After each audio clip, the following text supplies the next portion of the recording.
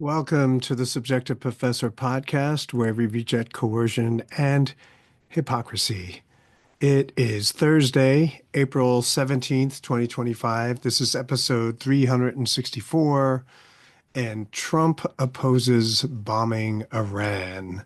Big news, breaking news. I was going to do something else, but you know, just as well. It wasn't that much of a topic, and so that'll be the second half of this episode. But I saw on the Ron Paul Liberty Report that, and the episode was titled "New York Times Bombshell: Trump Called Off Planned Iran Attack," I guess.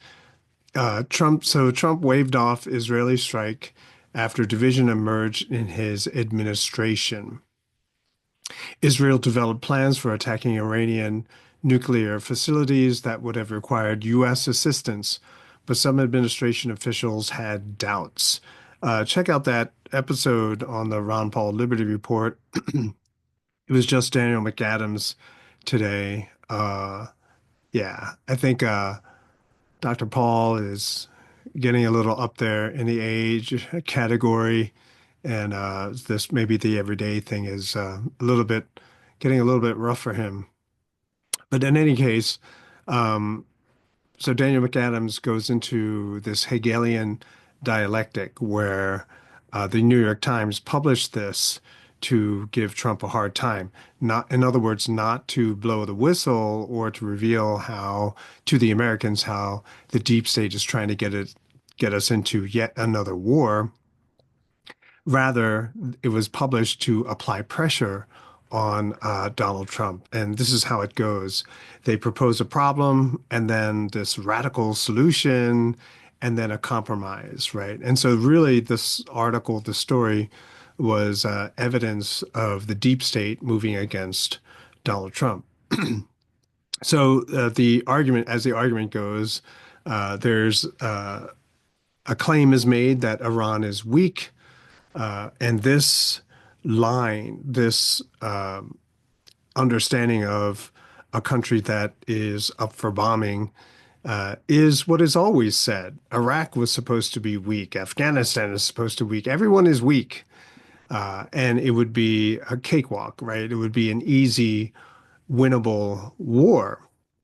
But of course, that's what they always say, and it never works out that way. And so Iran is weak, so why can't Israel do it by themselves? Oh no, the U.S. help is required. But if you've been listening to the news, U.S. intelligence agencies have basically said there is no nuclear weapons program. And apparently, for the last 20 years, there never was. But Israel wants America and a lot of people to believe that they are, to justify bombing them. And Israel, of course, wants to pursue the Libya option, which is basically destroy the country, disarm the country, blow up the country, and make them drift into internal chaos and civil war. Apparently, that is what they love to see and do to other countries, and even to the United States as well, if we're going to go that far. So apparently, Tulsi Gabbard and J.D. Vance are positioned against the neocons, the people who are pro-war all the time. Um, and so Daniel McAdams goes into this aspect of the argument of how weak is Iran. Uh, New York Times talked only about an April attack that Iran launched against Israel, but neglected to discuss the October 1st attack against Israel when many, many missiles hit Israel. And I've talked about this before, how even in my discussion with my kids who are in college now, but with them, I proposed a situation. I said, well, if you wanted to overwhelm a country's missile defense, how would you do it? Right. And they came up with it pretty quickly, right? You send your cheap, inexpensive drones first.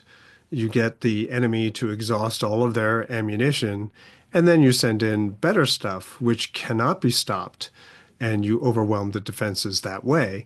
And that is basically what Iran did. In other words, a bunch of guys sitting around in a living room can work out that strategy. Why can't the US military figure out that other people will do that? It's very bizarre. And it points at all of the incompetence, which is in the Pentagon, which is in the military, which is in the military industrial complex. They only see the cost of the weapon systems that they're producing. They don't talk about the efficacy or the effectiveness or how useful it is on the battlefield. So yeah, you have these really expensive weapon systems, but if you only have like two planes and neither of them can carry ordnance or weapons, then what good is it? And so basically, that's what Iran did. And apparently, in the April attack, Iran basically said, no, they didn't. They didn't really try that hard. It was just sort of a warning. And so if Israel was to go to war in a desperate attempt to keep Netanyahu out of jail, well, it would be war to the last Israeli, sort of like war to the last Ukrainian. Already, the National Guard type soldiers in Israel, so not the non-career military people, they're just refusing to show up for duty because it's just a lot longer than they signed up for. And it's horrible. People are just so gung-ho about war until they get there and then they realize this is not like the movies, right? It's terrifying. And it really doesn't seem to matter how macho you are. In fact, it's the more macho you are, probably the more terrified you're going to be because you're only macho because you perceive or you conceive of the war being a certain way. And so you're like, well, yeah, sure, I can take that. But I would argue that most people haven't thought it through. They haven't imagined themselves in a life or death situation and how they would feel in that kind of situation. I already know, which is why I don't want to do it at all. I would much rather just be doing a podcast in my own home than be sitting on a battlefield cold and hungry uh, and all alone, waiting for sudden death. It's just kind of weird.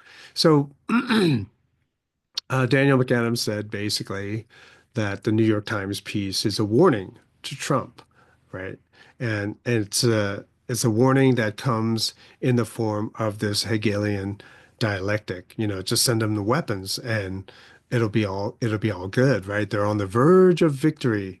They just need the right weapon systems, and which is basically all they've been saying about Ukraine. And of course, as I've said before, Ukraine is very telling because it is the United States strategy and military on display. Sure, there are Ukrainians, but it's the U.S. tech, U.S. weapons, U.S. military strategy, U.S. fighting strategy, and it did not work, right? So Americans can laugh at Russians all they want, but the Russians have trimmed away all the fat, right? They fired all of the politicized uh, officers, generals anyway, got rid of them for people who knew what to do on the battlefield. America still has to go through that process.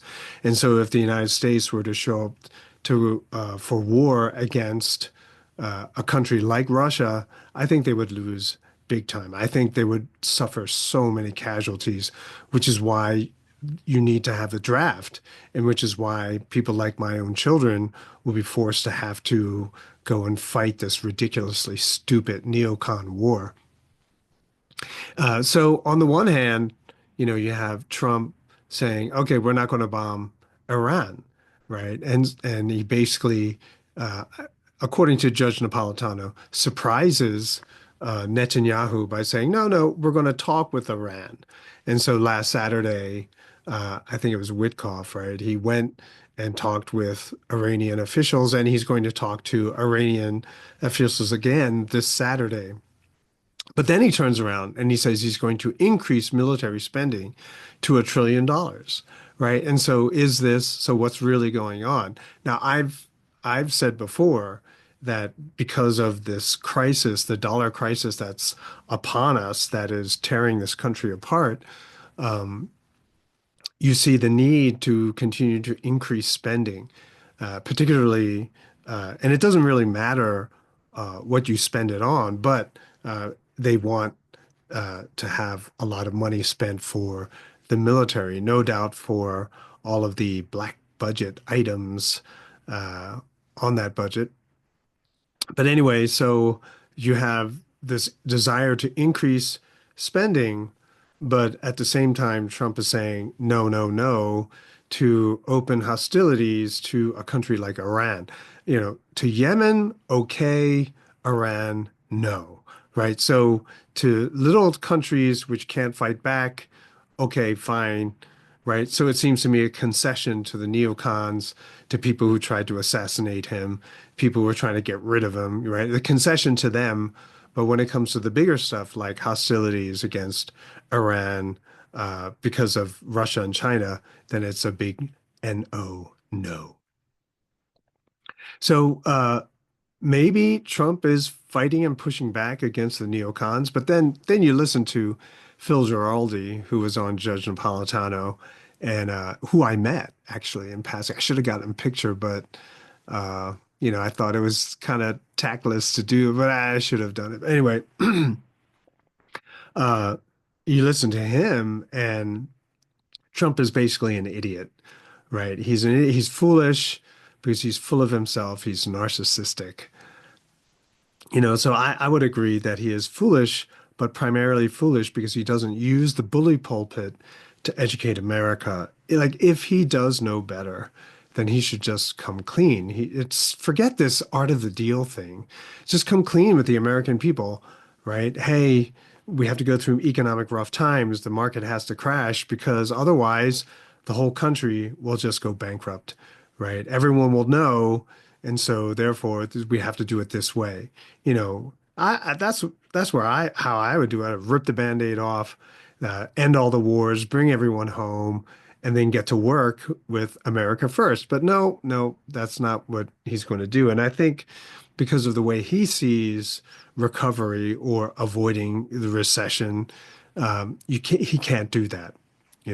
Well, that's foolish, right? Because one person cannot do that, or one person is not going to be able to pull that off.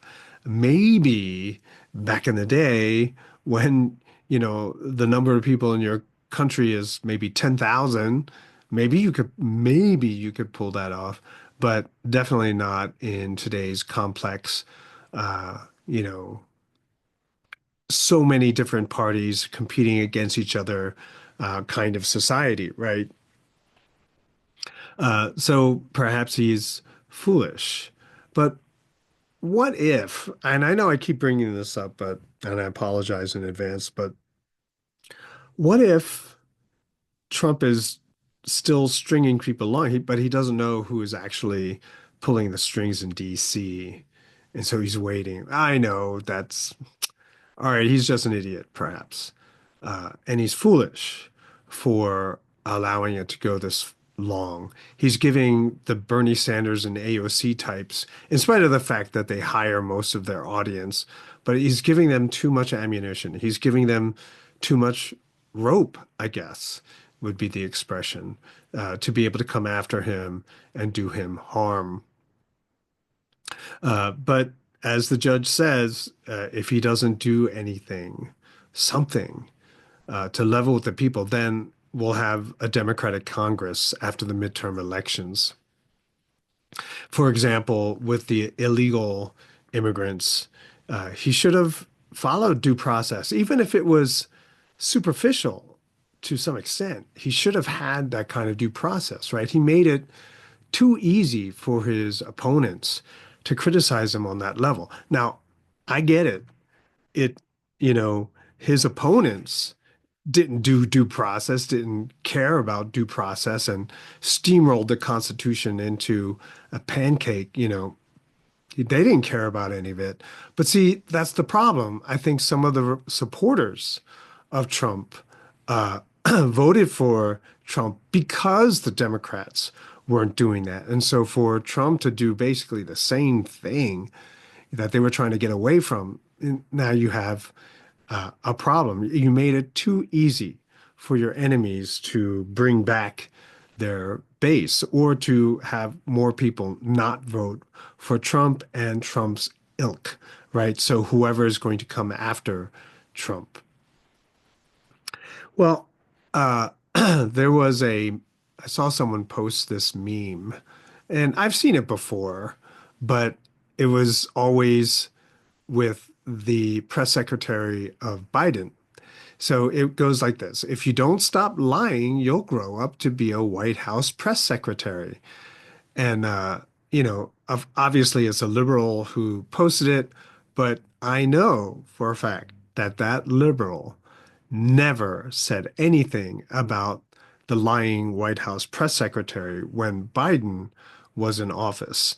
And come on, like you have the Trump's press secretary Levitt, who arguably does say shady things, right? Either she's forced to say that to maintain solidarity with the administration, she's told to say it, or she actually believes it, right?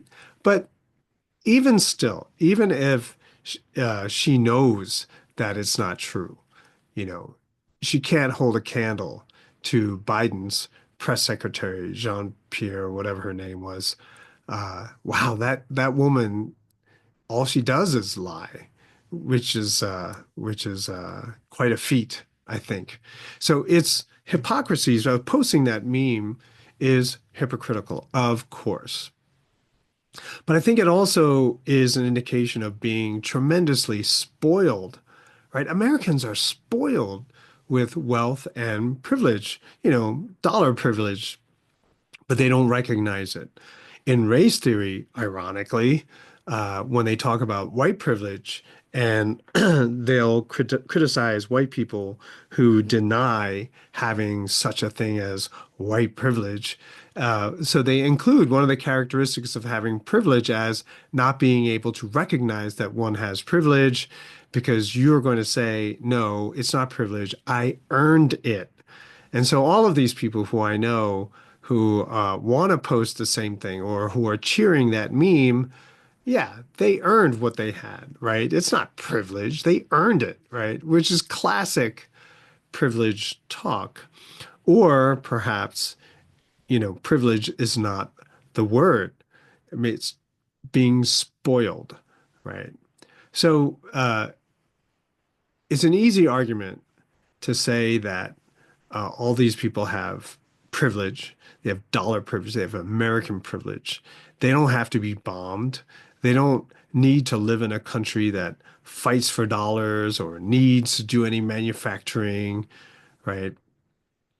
And if that was the case, like if America was one of the poor countries of the world, would the people here be as self-righteously hypocritical? I mean, not just hypocritical, but self-righteously hypocritical if other countries could bomb them whenever they said something wrong? What if, as I said the other day, what if other countries started sending, SEAL teams to kidnap people, who said something on social media that they didn't approve?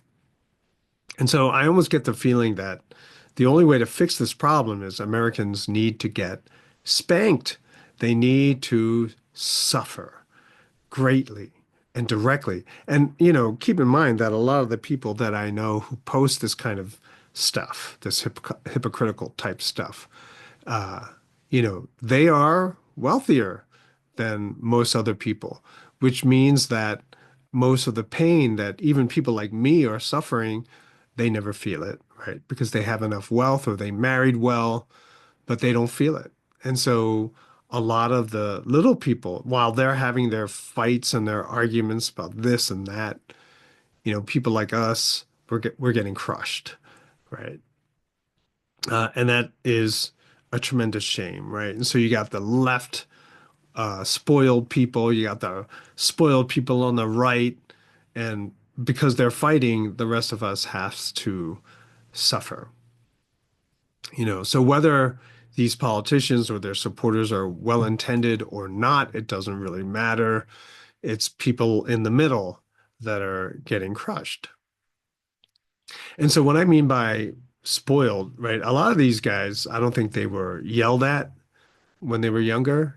About 30 years ago, 20, 30 years ago, the common understanding of how you're supposed to raise your kids.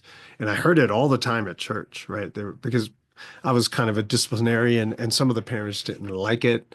And I was like, come on. It's so obvious that this kid is lying and you're upset at me that that I punished your kid for lying.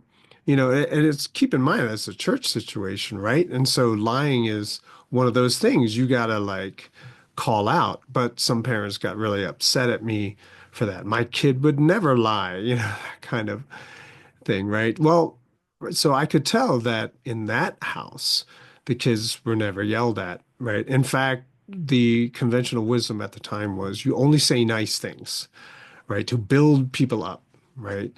Uh, and that, of course, and I said, well, this is going to be bad. And of course, what happened next, those kids grew up and you started hearing about safe spaces, trigger warnings, trigger words, of being offended all the time.